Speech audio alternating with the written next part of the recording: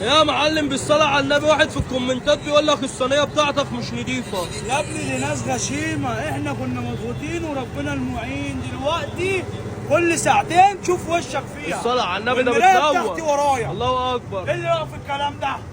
حط الأكل بقى بتاعك. هو اخرس. الصلاة على النبي.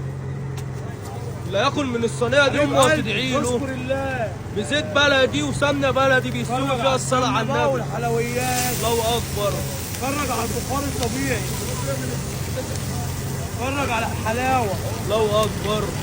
ده مانجا. دي جبنة بقى مش كبدة. جاتوه. ده جبنة. الله أكبر. ربنا يا ابني الجديد شديد. بجد أنا جوعت. يقول لك اللي خلف ما ماتش. صلاة على النبي. اذكر الله وصلي على النبي في قلبك. الله انت حط ايه؟ كالونيا. حط كالونيا. حط انت الشطة النار بتاعتك. الشطة نار. شطة نار نار. كلام غالي على الشطة النار. ولو راجل كل اكل المعلم زي الفل. الصلاة على النبي. دي بقى حبة البركة بعيد عنك.